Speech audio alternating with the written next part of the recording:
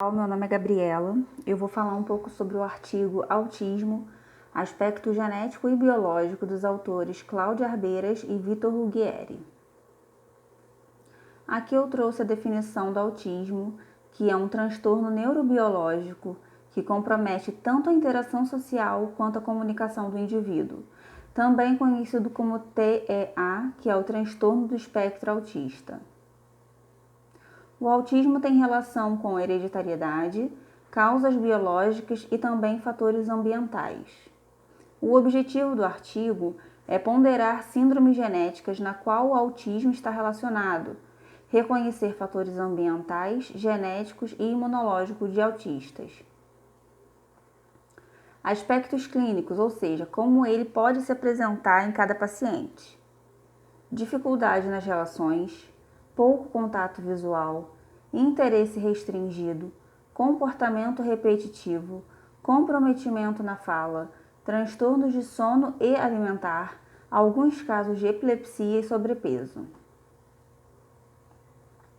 Aqui eu coloquei um informativo sobre o dia 2 de abril, que é o Dia Mundial de Conscientização do Autismo. Regressão. Tem estudos que falam que a partir do 18º mês de tratamento, há uma melhora nos quadros clínicos dos pacientes. Isso não significa que eles serão curados, significa que os sintomas que eles sentem serão amenizados. Quando ocorre o diagnóstico precoce, a família também passa por uma avaliação, porque o meio no qual o paciente está inserido vai dizer muito sobre a resposta ao tratamento dele.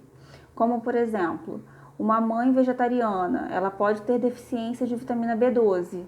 E a vitamina B12, ela faz parte da formação neuronal durante a gestação. Então, se essa mãe tiver essa deficiência, provavelmente o filho dela vai ter autismo, porque essa criança não vai ter uma boa formação neuronal.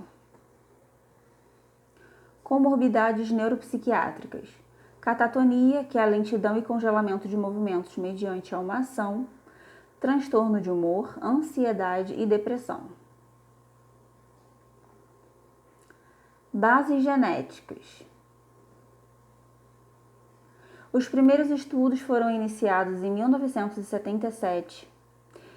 Sabemos que há má formação durante a evolução neurológica, sendo então realizadas consultas genéticas, clínicas e a avaliação da evolução neurológica para que seja definido como cada caso será conduzido e diagnosticado. Ou seja, aqui eu estou dizendo que cada cliente tem que ser tratado individualmente. Cada um dele precisa de uma maneira de um tratamento, uma inserção na vida social, no trabalho, no estudo, um medicamento. Então, por isso que é tão importante que a gente faça consultas genéticas com ele, acompanhe a evolução neurológica dele, para que tenhamos sucesso no nosso tratamento. Formas sindrômicas genéticas com fenótipo orientador. São casos identificados através de estudos genéticos, evolução neurológica e genéticas que permitem identificar fatores genéticos relacionados ao TEA, permitindo reconhecer variantes no número de cópias e polimorfismos de nucleotídeos simples em diversas regiões do genoma. Ou seja, é uma maneira mais fácil da gente poder fazer a identificação do paciente. Geralmente, essa forma sindrômica com fenótipo orientador é através de um diagnóstico precoce, né? Ou seja, é mais feito em crianças. Formas sindrômicas genéticas sem o fenótipo orientador. Ele não tem orientação sobre o sequenciamento genético, tá? E é realizado numa consulta com o geneticista, que vai solicitar o sequenciamento completo do genoma e o sequenciamento completo do exoma.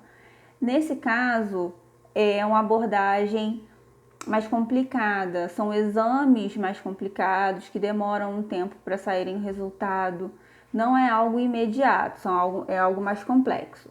A seguir, eu coloquei uma imagem falando um pouco sobre esse método de pesquisa, que é o sequenciamento completo do exoma, como que ele é feito, através da coleta de sangue, que ele vai para análise.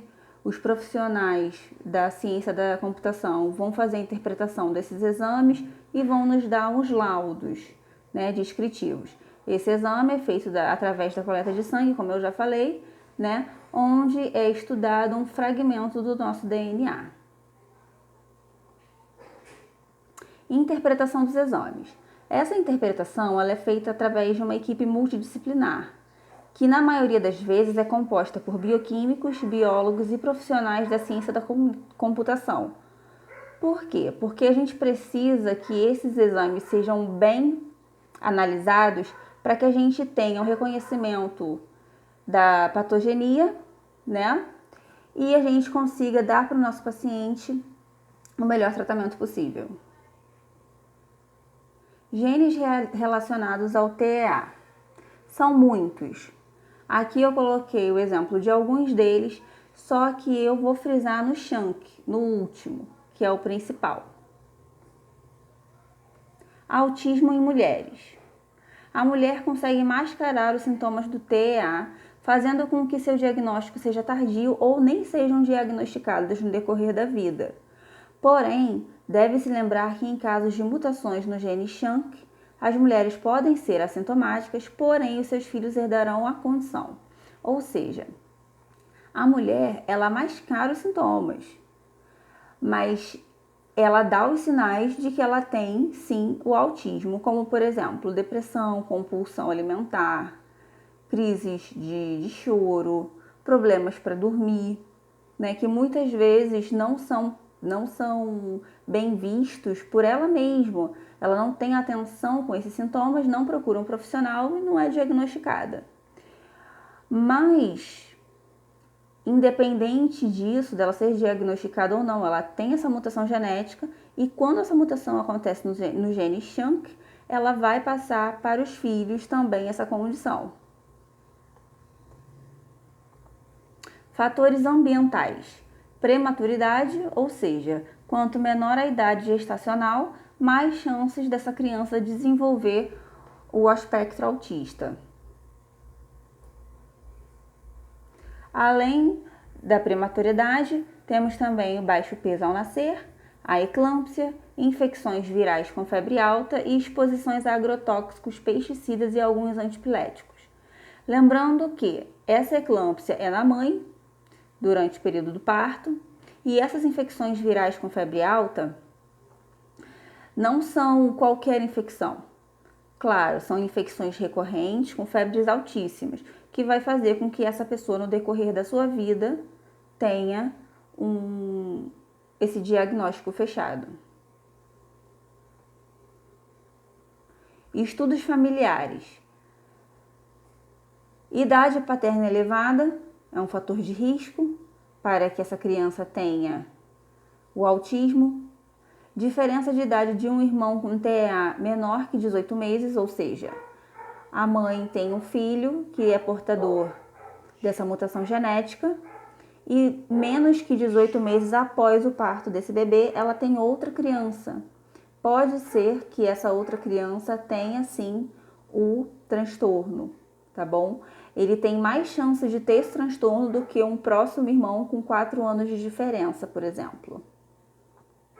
Histórico familiar com TEA, esquizofrenia, bipolaridade, depressão, dentre outros. Porque um problema está relacionado ao outro. Nós sabemos que bipolaridade, depressão, esquizofrenia está sim relacionada com autismo. Então, se tem um familiar com um desses problemas, pode ser que os outros também tenham. Não é uma regra, tá? Conclusão. O trabalho mostrou a necessidade da consulta genética, do mapeamento familiar, importância da gestação saudável e do malefício à exposição a produtos tóxicos agrícolas. É de extrema importância analisar as condições genéticas, fisiológicas e ambientais de pacientes diagnosticados com TEA para haver adequação no tratamento e na inserção da vida social, além de mais conforto ao paciente e alívio aos familiares.